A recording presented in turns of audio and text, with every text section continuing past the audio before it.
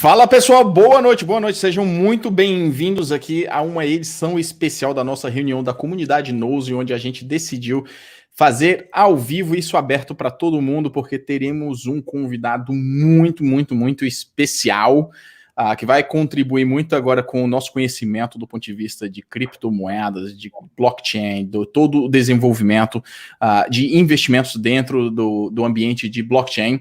Então, antes de passar adiante, todos que vocês já estão aqui, já os convido a senta o dedo no like aqui, ó, já sabem o que fazer, senta o dedo no like, chama o seu cachorro, chama o seu gato, sua avó, seu primo, vem participar aqui, porque hoje nosso elenco aqui é de alto peso, tá? Então, eu vou convidar aqui o nosso painel a participar diretamente com a gente. Temos 4 pessoas falando aqui. Vamos mudar isso aqui para falar em inglês, porque we have a very special guest, and I was just doing an intro here, Cyrus, for them to tell what it is. But it's very good to have you here. Thank you very much. We're very happy to do it. This special edition of the Comunidade Nousi with you. And if you could be so kindly to introduce yourself a little bit, a few words, that would be very appreciated. So first, bom dia, boa noite a todos brasileiras, a todos brasileiros. Muito prazer to be here. Oh, that was flawless. It's funny whenever I'm hearing Brazilian, it's really cool because long story short, before I'll describe myself, I used to do some MMA. And I had a lot of Jiu-Jitsu Brasileiro courses, and it was always in Brazilian. So I got used to hearing a lot of Portuguese. But yeah, thank you so much, Andre, Renan, and Guilherme. I'm super proud to be here as well. My name is Cyrus Fazel. I'm the proud founder, CEO of Swissborg. Probably we're going to go through a lot of things here. So yeah, I'm very excited to be here. Thank you so much for the invitation, and I'm sure that I'll hope to answer all your questions and show you the true spiritual side of Swissborg and the great side of investment side of Swissborg as well. Yeah. Fantastic. And we also have on the panel here Renan and Guilherme. Guilherme works with us in the developing of the community, and Renan has been a long-standing partner with us as well. First, the one who introduced you to us, so we're very thankful for Renan. Renan, if you would like to open up the panel, feel free. So Cyrus, thank you for accepting our invite. It was a pleasure for you accepting and to be a part of everything here. I am Renan, part of Andre community and a long-term ICO investor in Swissborg. So I've been there from 3 years to 4 years. So it's very pleasure to be here. Thank you for coming. Thank you, everyone. I know nervous, right? I know nervous. I won't be talking much, I hope. And you, Guilherme, you want to share a couple of words? Sure. It's a pleasure to have you here, Cyrus, to share a little bit more about the DeFi space. I guess everyone here, in the last few years, this was a topic in our community. So it would be great to have some insights. We want to know about history and about our company. So it would be great. I turn it over to you. So Cyrus, if we can open up talking a little bit more about the basics about Swissborg, maybe for some of the people who watching us here. We have seen an explosion in interest in Brazil about people wanting to know about crypto. Okay, obviously this goes always whenever we're in a bull market, it goes hands in hands. And you've been in this market for quite some time. One of the things that people, at least for what I have experienced, is that people are interested to learn, but they always found a little bit tricky or difficult to understand the concepts of how you can invest into Bitcoin, Ethereum, and so on and so forth. And the way that I perceive it, maybe you can correct me if I'm wrong, Swissborg comes to bridge that side of the crypto with the real world to make it as easy, as simple as possible for people to be part of this world. Is that correct? Yeah, that's actually it. I mean, I think so. There's a great thing about investment is that very often people, are excited about it, but usually very few people want to take part in it. And I think so, not only just for crypto, just for regular investment, besides a house. A house is like the only thing that people usually tend to invest in. But yeah, the real mission behind Swissborg is to democratize wealth management by making it fun, fair, and community-centric. And the three ladders is because I was working prior to crypto and finance for a decade in private banks, but mainly in hedge fund asset management. And nothing was fair, nothing was fun, or maybe some parties, but usually the work and was not that fun. And the last but not least, the community-centric part is we tend to think that finance is a zero-sum game, and that might be true, but crypto is not. It's more about building collaboration, sharing governance, and that's really what we're doing at Swissborg. I think so is those ladders, and that's why I get up every morning super excited, even if everything's not great. Even if everything is not great. Interesting. So you touched upon something that is very true. And back in February, whenever we saw the whole conundrum with GameStop and all the exchanges in the US, or not all, but many of them in the US, simply blocking clients for them to buy GameStop and the other stocks that were really going high, that felt really unfair. And right. It was a case of clear how people feel that the system is rigged against it. Yeah, I mean, even in crypto, I mean, look, people at Robinhood, they're all buying, they've been buying Bitcoin with grayscale trust Bitcoin for some time, and they're buying at a premium of 10-15%. So, yeah, I think so. This new era of crypto and blockchain in general is really how to eliminate this disadvantage that many players have. Really, how to flatten up that hierarchy model, and really to empower everyone around the world. And I feel it's very more important, especially in countries such as Brazil or other emerging markets, where politically there's some issue. Socially, there could be some issues, and economically, more importantly, that there's many issues, and that's what I love the most. It's you always build for the community, with the community, and that's why I think so. Swissborg and many other projects that are regarding crypto and blockchain are doing extremely well, because there's not that fact of I'm just earning, right? Because you said that right, that Bitcoin and crypto and blockchain in general have picked up a lot since everything is booming, and very often we get into crypto for the first thing. It's about greed, how much I'm going to buy one Bitcoin or one CSHB token, whatever, at one price and sell it at a double price and within a very short span. But then we start to understand what's the product, right? And well, that in Brazil, for example, if someone wants to send me money from Brazil, well, it's going to be probably very complicated, right? And if I want to send money to someone in Brazil, it might be a little bit complicated. But having these blockchain assets, you could send within nanoseconds to other people around the world. And I think so that's really great. And the last, but which is the most important, is how people turn to understand that it's not about only the profit. It's not about building these products, but it's about the end game. What is the philosophy behind each project? How is that helping myself to solve a problem? But how is that solving an entire problem within an ecosystem, an industry, and how that might change the world for my children and my grandchildren and other things going forward? And I think so. That's what I always say. Get into any investment for those three P's: profit, product, philosophy. And if you have those right, the three, you'll be very successful. If two of them are doing well, it's still good. If none of them are doing not well, that's probably you should really reconsider and move to something else. And that is absolutely true. Like, I got into crypto back in 2016. Without knowing that I was getting into it. I got as a gift, as a wedding gift from a cousin of mine, some Ethereum. And cool. It was neglected for a full year until the bull cycle in 2017. And that's when the greed came in. I was like, hold on a second, that thing is worth that much? And then the bubble burst. I stayed for the technology and the philosophy, as you said. But touch upon that this fairness thing. It's, how is that implemented into Swissborg? How do you guys bring that up to make it a more fair game for your clients? Yeah, I think so. That's a great question, Andre.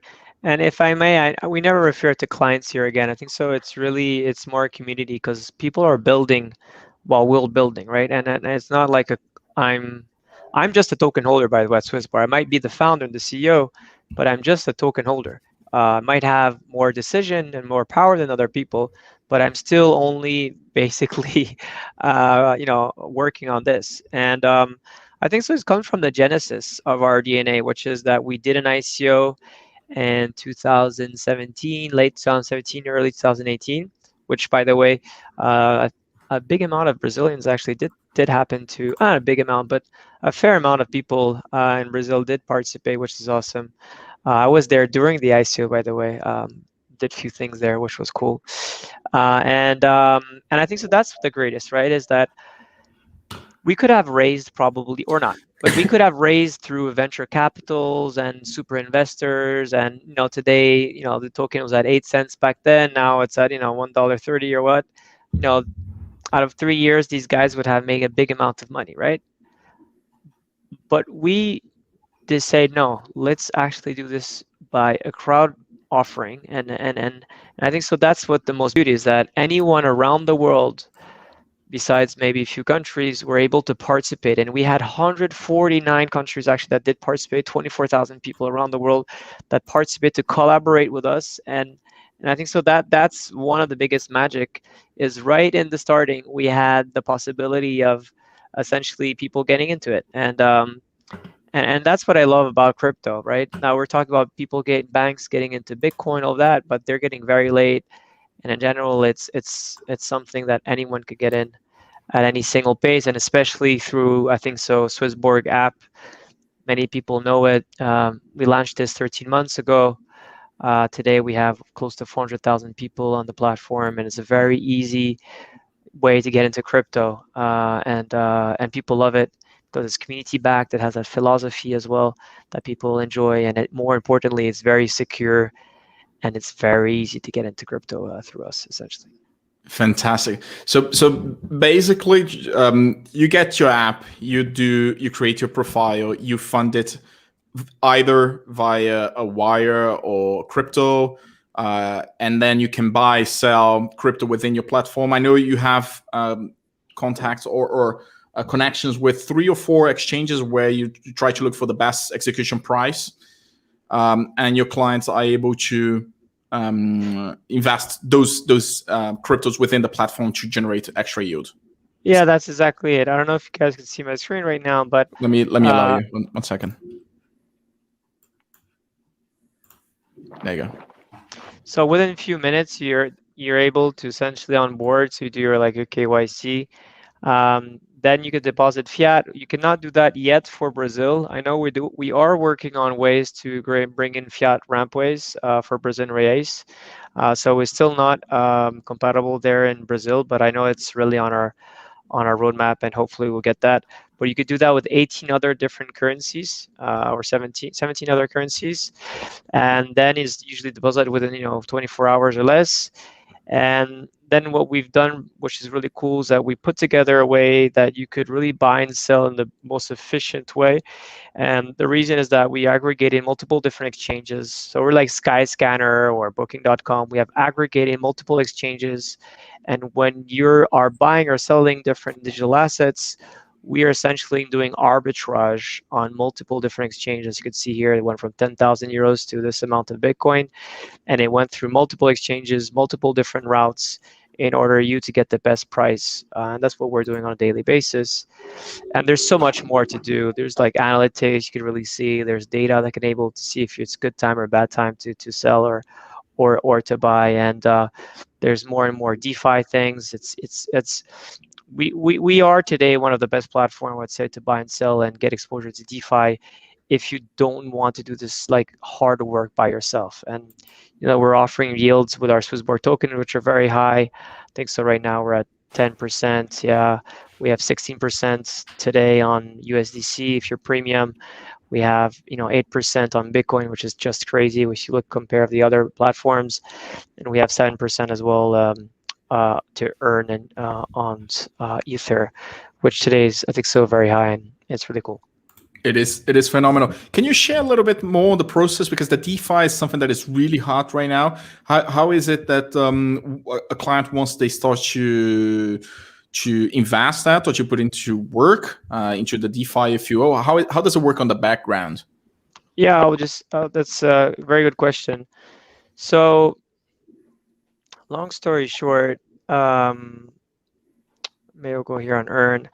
It's that how does this really happen? It's sorry, I'll just read this report.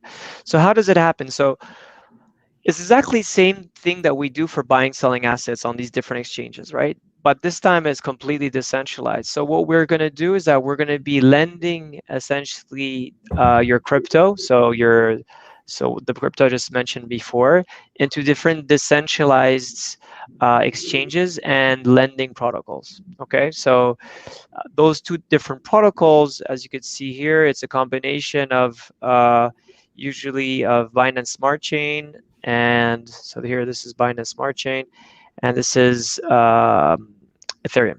So essentially, this is really what we do. We look at all the best exchanges and decentralized lending platforms through Binance Smart Chain and Ethereum.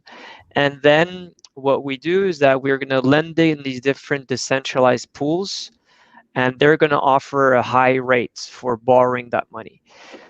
But the extra, that's like maybe 2, 3, 5%. But the big amount of that yield comes from the part that you are yield farming a lot. Like let's say on Sushi or on Pancake or on Venus or on Curve, all these platforms incentivize you economically to deposit into these different decentralized pools, and then you earn on top of it essentially their own token of governance.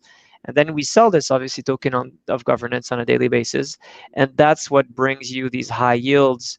And if you could see here, the last month was 18. Roughly was 12% annual on ETH, which was crazy. On USDC it was even higher. It was 20% average in the month of April. And yeah, that's pretty much it. And this is really, the strategy optimizer is really it's what that oracle that scans on chain all these different opportunities and then invests it on a risk return behavior, essentially. Fantastic. So it's auto compounding, so it's an APY, correct?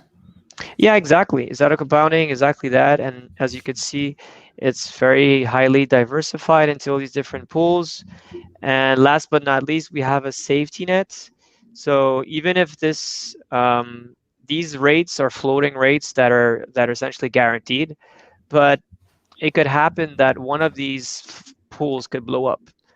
And right now, essentially in the safety net, we have over $11 million that whatever happens, essentially we will be using these essentially safety nets, which enables people to make sure that we're not going to blow up, essentially. So that's something again that builds a lot of confidence. And across these yielding strategies of DeFi today, I think so we have over $1 billion in assets, if I'm not mistaken. Wow. So it's a shitload of money. It's great. And it's 1 point series. Wow. So 115 was added. Yeah, 115 was added in the last 4 days. That's a lot of money, actually. So it's great. It's awesome. It was after we started announcing you. yeah, exactly. But then the launch of Bitcoin helped a lot because we just launched Bitcoin. Yeah. So you see, in 4 days we got 150 million in there. So it's big. Well, it's normal because it's a hard work, it's a pain, and has juicy results. Yeah. I just want to make something clear about these rates, by the way. These rates, which I just talked about, are for people that are premium Genesis. Okay, these are not for the regular rates. If you're standard rates, you could divide this by 2. So these are the rates for the non-premium users. And if you want to be premium, long story short, you have to have 50,000 Swissborg tokens, or if you want to be community premium, which is really good as well, but a little bit less as high, you need to stake 2,000 Swissborg tokens. Got it. So you have to have the tokens and stake it. Okay. Stake it, yeah. Is there a lockup or? Yeah, it's a 1-year lock. And then, well, if you still want to continue to be premium, you'll have to continue. But there's no lock. It's just that you have to, you're locked, but there's no expiry date to that. Mm-hmm. And the great thing I think about our community is that the craziest part of our community today is that you see that we have over 5,000 premium users. Yeah, 5,200 premium users that it locked with this amount of Swissborg tokens, and which represents a big portion today. We have close to 20% of the circuiting supply that's completely locked into this premium because people want to enjoy essentially all the powers and all the benefits from it. Yeah. That's quite impressive. So in a nutshell, we have a lot of yield optimizers or yield enhancers. So you doing this also this apart from the other things, but it gives a bit more of trust from the user side, because whenever we see a lot of the yield enhancers, we always concern who's the dev team. Like, they don't even show their face. You don't know if they're hacked, if there is a safety net, as you just said. So this gives a lot more of confidence. I think so. That's a good. It's a good thing. Is that we believe in the human nature that we are all investors. We do believe that, though, there are very few traders, and there's you could be a very successful trader. Don't get me bad. But what I do believe is that we are activists as a nature. And what we want to do is that, okay, take the hard work out from you guys, just pressing 2-3 buttons, and make sure that you have this in the most secure fashion and with the best performance. That's really what we're doing at Swissborg, is really to really make sure that you have the best investment experience out of it. And for that reason, I think a lot of people do trust us, and we do put our faces. That's my real face, by the way. Look, I can move. This is not a fake guy talking. And we put a lot of love in our work for sure as well. Fantastic. Do you guys have any questions you'd like to? Yes, I do. There's a lot of money in power of Swissborg now. So I have a question. This is a delicate question in this crypto world. This is the rule of thumb that not your keys, not your crypto, and investing with Swissborg. So you are simply giving your crypto to Swissborg. So how could me and everyone here trust Swissborg? 100% get that, and I think so. That did make a lot of sense until maybe a year or two. We're regulated. First, we're not assholes. Number two, that's another thing. That's very important, right? Number three is that we don't have your private keys either. We have MPC technology, so multi-party computation, with a company called Curve and Fireblocks that we partner up. Best company wallets in the world, period. And essentially, they remove private keys. So I don't have access to any of your data or any of your crypto at any time. Which means that provides much more security. And last but not least, you don't have your private key of Google for your Gmail. You don't have your private key for your identifications, the state. Sure. You don't have your private key for pretty much anything, right? But you just trust because there are some good players, there's some good states, there's some good tech companies. And I think so it's the same for us. It's that not only we have built the whole technology and all our wealth app as a blockchain, so you actually, I wouldn't be even right now if you're like, hey Cyrus, can you send me my Bitcoins from my wallet? I'll be like, sorry, I really can't. And no one at Swissborg can actually do it. It's really, we've built like a blockchain. But even if we could have done that, what I understand is that it's a very different period of time. Mongox or this awkward Turkish guy that left with his crypto. These things have never been regulated. It was usually old school guys, and now, to be honest, 99% of the planet doesn't want their private keys. Don't do that. I mean, if you're very confident, you're tech savvy, and you know how to play this game, great, good for you. Keep that that private key. Do your own DeFi. If you're not so savvy, it's too dangerous. 99% don't want that, and that's I don't see my mom doing yield farming on Venus right now. It doesn't make sense. Just to clarify the part, you said you partnered with Curve, so they hold the private keys of your community. Is that what you said? No, so legally we hold the private keys, right? But what it is that Curve. So unfortunately, we're parting out from Curve. They've just been acquired by PayPal. And that's is what it is. But we were like the first guys who implemented MPC technology. And going back to MPC, is called multi-party computation technology, which essentially takes your private key, breaks it, encrypts it, and sends it in multiple different servers. And it's only the technology and how you've built essentially your app. So we have identification. You all have IDs on our app that enable you to essentially create a block, open your wallet, and then send funds or not. But it's essentially your ID is your private key at Swissborg today. And those private keys, we cannot have access to them. That's a long story short. So there's no like backdoor that you would see in most of these exchanges in general.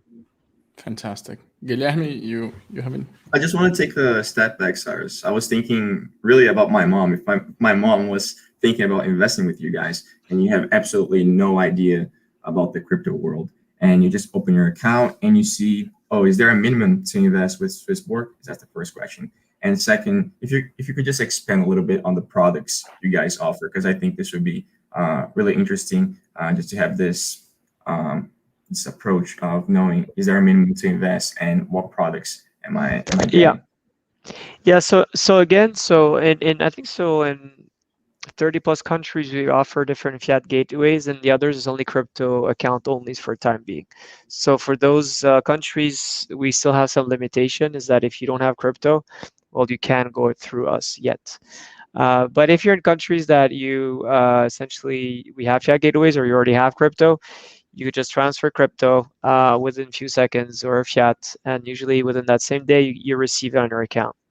I don't think so we have any minimum. I think it's like 20 or 30, whatever it is, but it's very small.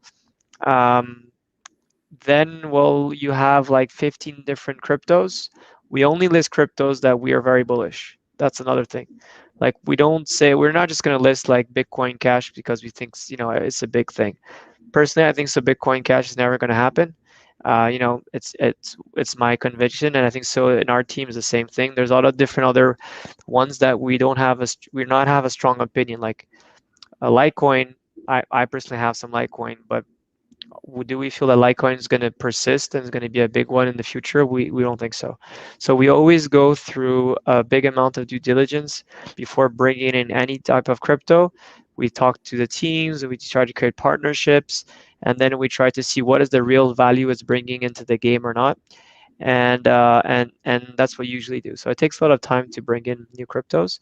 And then the second is how to yield on these different cryptos. So it's how to get into DeFi within one click, and the big announcement we had this week, was we're going to launch a launchpad as well. So people that have Swissborg tokens will be able to yield farm other tokens on our platform. And again, creating the best projects of DeFi for the time being, because that's been the theme that Swissborg has been playing since the day one. Can you explain that again, this launchpad thing? I didn't quite get, please. Yeah, so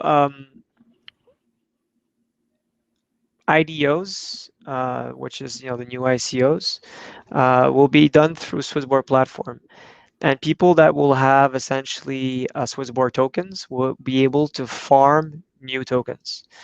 We have already created one project that we'll share in the future, but again, it's mainly DeFi projects. So if you're a holder of Swissborg token, you'll be able to deposit this into a pool like we're doing right now. And instead of earning, like, say, 10% on Swissborg token right now, what's happening for Genesis Premium users, you'll be actually yield farming this new token. But the first people will be farming it is actually people with a Swissborg token. So it's a new way to mint additional tokens through our platform, essentially. So all the best projects that want a great community and are interested in doing it, they could contact us and potentially launch their own IFO through us. That's fantastic. Lucas, welcome. Lucas is also a member of the community. Have you got anything to ask us, to share with us? We cannot hear you. Your mic we can't hear you, Lucas, unfortunately.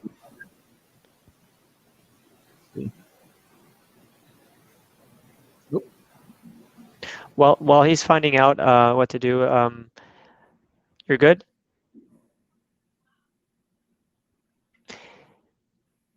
Go ahead. So Go yeah, ahead. again, I think so. The big idea is there's at Swissborg is it's how to provide investment experience the highest one possible, and going forward, it's to more and more offer these mandates and how what you had in private banks, how can you replicate this with the best philosophy, and as well this best tailor-made investment experience, like how to bring Spotify with a better heart into crypto. One thing that Lucas, can we hear you now? No, nothing yet. Can't hear you. One thing that that Guilherme pointed out correctly is that it's like, how am I going to tell my mom how to use these things? Whenever you get into crypto, you do understand the concept of how to use a ledger, and then you sign and so on and so forth. But it's still far from being widely ready for public adoption, right? So if you guys are able to bring that into the market, like that's where you start to bridge a lot. And I think that the DeFi is getting really hot into the topic. For my experience, the majority of people are not really concerned about if it's DeFi, CDFi, CFi. They care if it's secure and if there is a good usage for it and good returns. Of course, yeah. And because you said it's regulated. Yeah, I mean, you're right. I mean, I think so. People, but again, that's that's that 3-layer, as I always explain, is that not everyone's going to go through the 3-layer of profit product philosophy. But the more you get into the space, the more you realize that profit is cool, but it's not really the best thing, right? You could be earning through a centralized platform, and people are just lending to different exchanges, and you're making 5%. Or you could doing it through Swissborg, and we are investing in all the best decentralized financial protocols. And that has a very different concept, which is that we are leveraging what blockchain purpose is. Whereas decentralized are just brokers, right? It's just, I won't name any of them, but they're just brokers selling the possibility to other ones to offer CFDs or things like that. It's nothing inventive of what they're doing. And I think so that's the beauty of it, that is how you could always contribute to get a greater ecosystem. And not to name FTX, but Sam, which I had a discussion the other day, Sam Bankman-Fried, for those who don't know, is a 27 or 28 years old dude, super smart. He's worth over $12 billion, okay? Himself, not only the company, Alameda Research, but and FTX and all of that. But what he is doing is that he made a shitload of cash in crypto, but then create FTX because there was no good, derivative platform for exchanging cryptos. After that is, Solana and Serum creating a new blockchain, a new different IDO platform, and always reinvesting this to bring this ecosystem to the next layer. And I think so that's what we all need to do, is that why do we favor Engine, and we've been listed Engine a long time ago, not because it only won bananas and the performance was great, but because Engine is one of the most coolest projects in crypto, period. They are reinventing how to empower every gamer around the world. And I think so that is very important. The gaming industry today is $250 billion revenues last year. Players are making less than $1 billion. Doesn't make sense. You have to start making money out of this virtual world, and Engine is exactly doing that, bringing NFTs into a lot of different video games where people be exchanging, their Swissborg swords and different characters and making something new about it. And I think so that's what we're all here for, is how to change, the boring industries and, the old hierarchy of this world, and how, we could play this in a fun way. And one thing, is there on your pipeline in a way to think about liquidity pools? Is that something that attracts you? Yeah, but that's what we're doing. I mean, the over $1 billion is in liquidity pools. But in terms, like in the classic, the dual pair, where you can do that, because now you as a user, just a single one, right? Yeah, but then the Oracle. So the Oracle, the strategy optimizer, I explained you right after, is investing. It gets them all together. Different, not investing, but depositing the different pools of decentralized exchange and decentralized lending platforms on the best risk return parameters. Okay. So that's exactly what we're doing, is how to deposit in these different liquidity pools, like USDC and USDT, USDC DAI, or USDC Ether and Bitcoin, and vice versa. So that's exactly what we're doing. Okay, fantastic. Lucas, have you managed to fix it? No, not yet. Okay. You should relog, maybe. That happens sometimes. Just remove the thing and use your computer's mic. Your laptop. Anyways. How does it work in terms for your token in itself? It runs within the Ethereum platform, so it's a ERC20. You guys plan to keep it there? You plan to expand it elsewhere as well, or? So that's a very good question that it's hard to answer right now. But as you guys probably have realized, our token has multiple utilities. Let me put you this. There you go. So we have governance rights. So we already had referendums where people voted, and when people vote, we pay them out as well. We create a community index every week. The community index, I think, is something very cool. It is actually a score that determines how much yield you're going to get on the next week, and that score, it's not based on like a random APY. It's actually based on parameters that are compounded, which really sees how successful our network is today.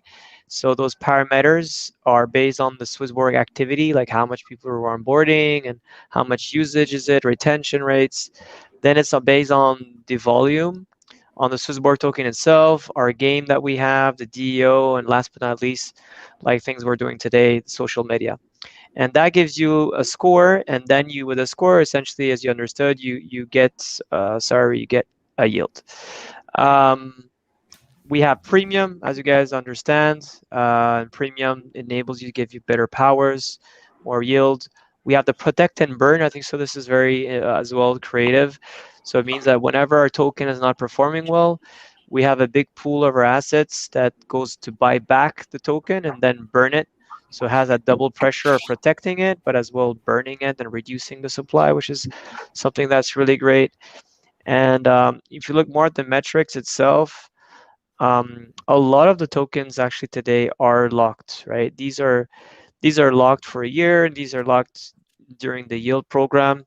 So that together, we have almost 60%, I think so, that even actually more actually. So we have even 70% now that's locked. We already 5 million that has been burned. And long story short, we want to have more and more people to onboard on our mission. And will we one day be multi-chain? That's a very good question. I don't have the official answer yet, but we're definitely looking at ways to think about this in the smartest way. There's a lot of great things happening on Binance Smart Chain. We're big fans of the parachains of Polkadot. We're obviously in discussion with Cardano. We like what's happening right now in Solana as well, and I think so. There's definitely, maybe the future is multi-chain, or we might, I don't know. We will see how things goes, but for the time being, we're on Ethereum, and we're very happy to be there, despite the fact we're not on Ethereum 2.0, and gas fees are still very high. Yeah. I was looking at you. There was still at 120. It's just it's going like this, like so Right. volatile. And on that note, in terms of the token, do you have figures in terms the amount of token holders who are also clients of the app? Is it in terms of percentage wise?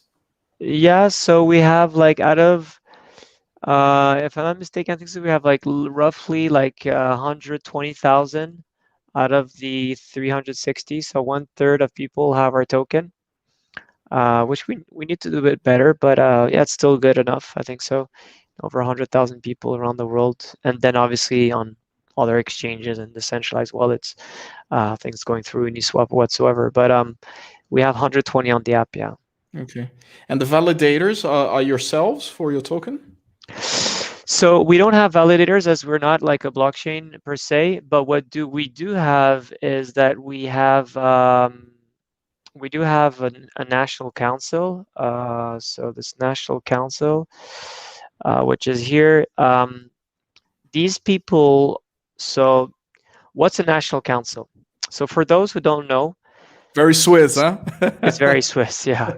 So we essentially took something very similar to Switzerland, if not exactly the same, to be honest, and we applied into Swissborg governance model for the time being. So we had popular referendums in 2018, and that was really cool, and people voted for the Wealth app. And now we stepped up the game. We said, okay, now that we have our citizens, we need a parliament, and we need as well the federal council. We created a federal council. There's our employees. Federal council, the goal is to essentially make sure that all the initiatives are voted, and then these initiatives, when they're passed, you have to implement them. So taking care of the roadmap, essentially. But the people who actually vote for and create these initiatives is our national council, and this is what the national council looks like. It's going to be 200 people. So far we have we have elected the first batch of 50 biggest token holders, so it's a lot of people around the world. They pass different initiatives, and when these initiatives pass, they then vote for them. If the first one that votes for it, the highest vote, essentially we pass this and we make it happen. And very soon there's going to be 30 new people coming from the DO, and going forward we're going to try to create as much as a well-spread national council that really represents our community, not only based on token but as well on activity. Because I think so that has been one of the big problems we have here in crypto, is that very often governance is tied to only staking, and that sucks, because it's not because you're staking that you're not contributing more, or you're contributing more than a person that is staking less, but is actually like referring a lot, or is working for the company, or is just like doing so many huge things to grow our network and to make it better. So I think so that was very, very cool about it. And yeah, long story short, by the end of the year, we should have these 200 people that'll be elected.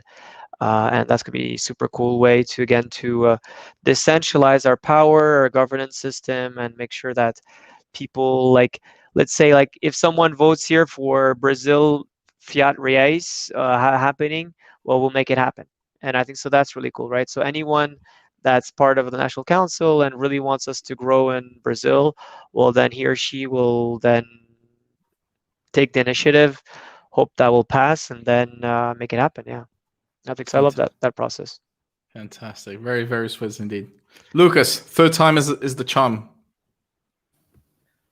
Can you hear me now? Yeah, well, now we can. Okay. The other time I was just saying that Renan asked the question that I wanted to ask, but let's make a new one, maybe.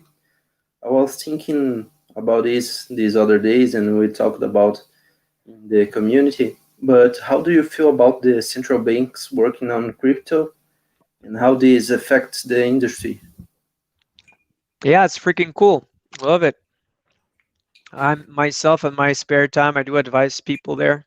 Not about Swissborg, it's just me personally. I don't do it professionally, I just do it for the own sake of it.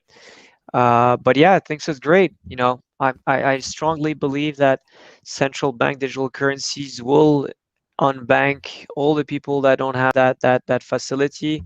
It will be better for taxes. It will be better for the system, for growing the crypto space, the adoption rate. You know, we can't think that crypto is going to be a fight against the power. It's here to empower us. But we're not in a world where it's, again, it's a zero-sum game. It's not win-lose. We could all win. There's no need of war, right? So I'm a big fan of it. You know, I just hope that we're not going to see initiatives that will then create credit scores and awkward things, which will, you know, diminish the lives of the unheard, even in a worst way. But yeah, let's see. And even if the CBDCs are not happening, I mean, Visa, PayPal, all these guys are going to take over, right? Libra, whatever you want. You just call it. You just go over those guys because, we've seen Visa, how big they got into Circle through the USDC. PayPal, I'm hearing stuff, guys, imagine how fast it's going to take over. And yeah, countries, nations have to wake up. And I hope that emerging markets wake up faster than others, because this could be a huge opportunity for them. Because imagine tomorrow Brazil, okay? Who wants to be investing into corporate bonds of Brazil? I mean, till some time it was good, but now it's getting more complicated with things. Imagine all of that was on blockchain. Anyone would be able to, like, within a snap of a finger, send to that company, I don't know, 1,000 Bitcoins, or 10 millions of dollars, or Brazilian reais, if all of this was tokenized, right? So really in favor for that. Fantastic. Renan, Thank you. In your time in the traditional financial market, what kind of problem did you see that was the worst for you? I mean, what is the worst problem in the world happening now in the traditional market? Yeah, I started the trading experience in the trading world essentially in 2007. So it was a very very interesting moment where we all were like drinking these very expensive champagnes, and a year or 2 years later we were all jobless or whatever, trying to find a new job. And I'd say there's multiple things, but the worst is just that the wealth gap is just growing, and now with technology is even growing even more, right? And I think so that is really what's the worst. And the second is that zero-sum game.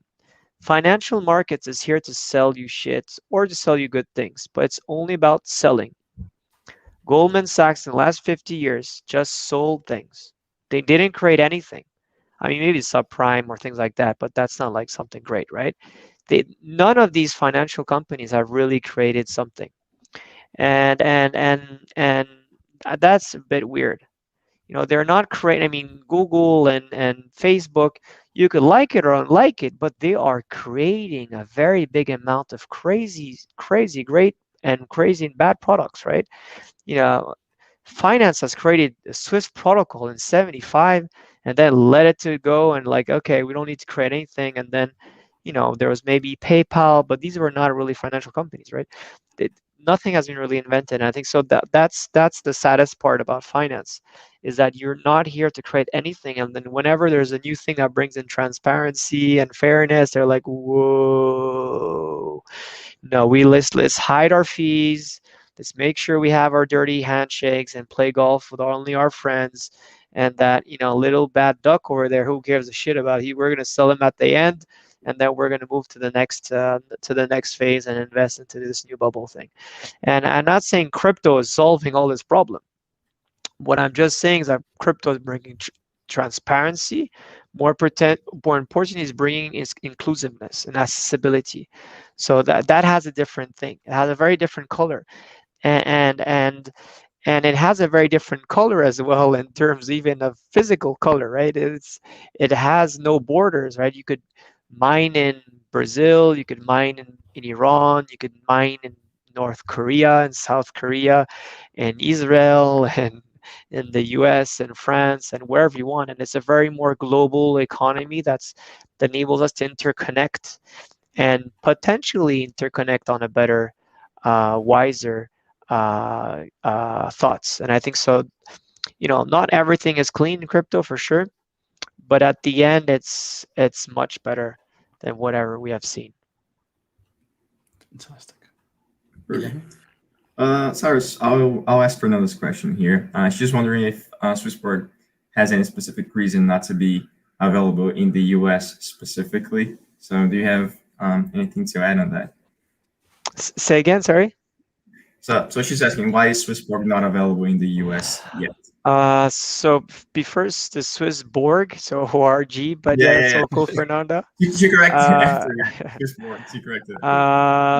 She yeah, did correct. Yeah, she did yeah, correct. there you go. So yeah, unfortunately, we're not yet in the U.S. The main problem is that in the U.S. it's a very regulated place, like other countries. We're regulated here in Switzerland and as well in Estonia.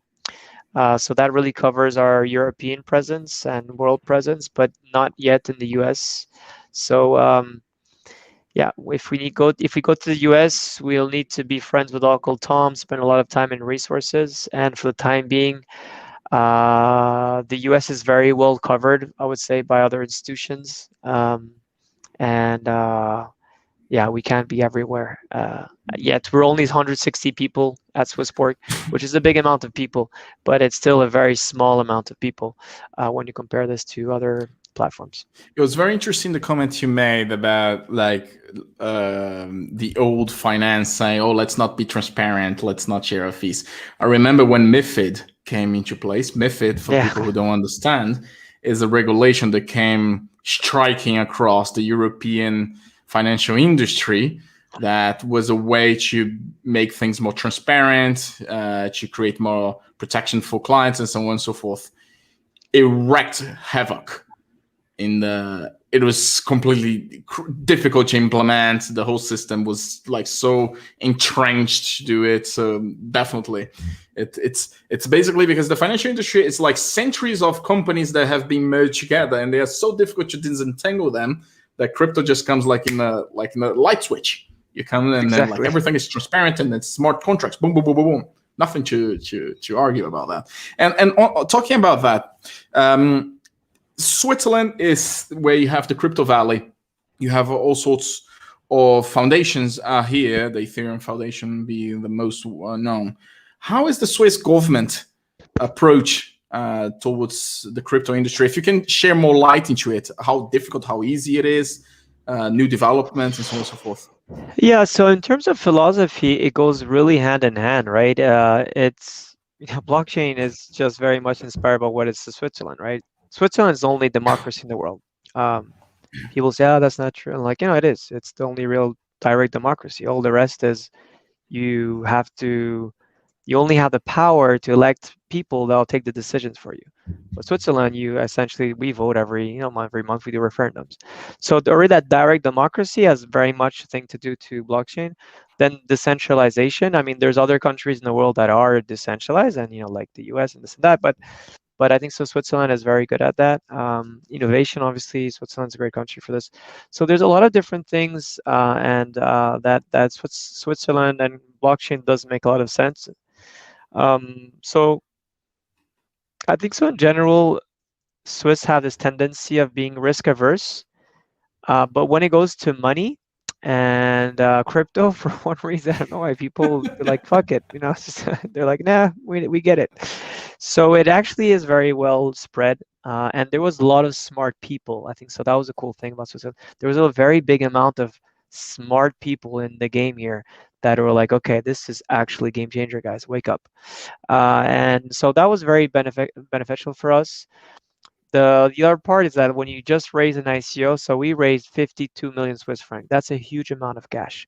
That's like much bigger than any other company and startup, I would say, an average in Switzerland, I would say as well in the world. And when we did have that money, like no one wanted to open us a bank account. We were like, okay, we need to pay ourselves salaries, right? So we need just a corporate account. And everyone was like, nope. We're like, we have a lot of money. Nope. And so it did take a lot of time. Yeah, and we did a KYC for ICO and all of that. That was, that was the weird part, was that we did, like, before the regulation came into place, we were like, oh, we know we're going to need to do that. I mean, it just makes sense. We had a banking background, hedge fund background, so we knew that KYC, that was, we had to do that. But even that, it took a lot of time. And I think so now it's, we're just a different beast, and it's a different period as well. People start realizing, they're like, oh, but Bitcoin is only to buy cocaine. I'm like, no, it's probably the worst thing to buy cocaine. You could buy a lot of other things, makes sense, but not the things on the dark market. And now we definitely have a lot of great great talent pool here. The regulators are more and more inclined to have open discussions, and it has changed a lot though. Before it was like 1,000 projects, and they just did their ICO and they left. Now there's some very solid projects of wallet custody solutions here, and banks as well. These are the first banks in the world that offer crypto. So I think so. Again, for this, Switzerland, where we're not very slow, we're not the latest as usual. We were actually the first pioneers, and for that, I think so. We're very fortunate. That's amazing. We have another question here, which is very pertinent to the culture of Swissborg. The values and skills employees share in common. What do you look for in a candidate? Yeah, that's a very good question. So I do a lot of HR, and people always ask me, like, Cyrus, why do you want to do these interviews? I'm like, it's like a football coach. If you don't know well your players, it's just not going to work. And I remember very much France. France has always been very interesting at the World Cups, right? Why did they beat Brazil? Okay, I'm not talking about that. Yeah, let's not talk about that. Let's not talk about that. But they always had Brazil always had very good teams, and nevertheless for the World Cups, it always had very good team. Fortunate, unfortunate, it depended, but always had great teams. France had the best teams of all time and the worst teams of all time, and not because the player was not good, but like let's say 8 years ago, they had the best players, worst team ever, because they were not able to communicate. They're not able to have Didier Deschamps as a captain and to really make sure that the energy is really good. Like Karim Benzema, like Whitey, who's not part of the last team in France, it made completely sense. All my friends were like, dude, we're gonna lose. No. I'm like, first, I don't really care because I'm not that French. Second, I don't care about Karim because I know this guy is very personal. He doesn't know how to work. So getting back to the question, the values is the most important thing we have at Swissborg, and it's from internal employees and community members. And again, we all are token holders. We're all on that same mission. So what we really try to bring, and why I have the last interview with everyone at Swissborg, is to understand if we're aligned. And the first question I always try to understand is, what's your purpose in your life? And it's an easy question, but now just think about it right now, guys. What is your purpose? Maybe you'll realize that this question is a very easy one, but it's not that easy. And you might say, I want to be happy. And I'll be like, okay, that's cool. But what really provides you happiness? And that goes to where we get with values, is that we really want to open this world and the hearts of people by being decentralized. We really want to create the fact that performance is not based on price prediction and price, how much our token is going to do X's in the future. It will do those X's, but it's that how is it connected to a product? How is it connected to our great philosophy behind it? How do we try to bring in people that are from different backgrounds? A lot of people from Swissborg are immigrants. A lot of people have come from like very humble families, such as mine, which grew up in a very small apartment with my brother until the age of 20, sharing that same room, my mom in the same living room, and doing that little living very well.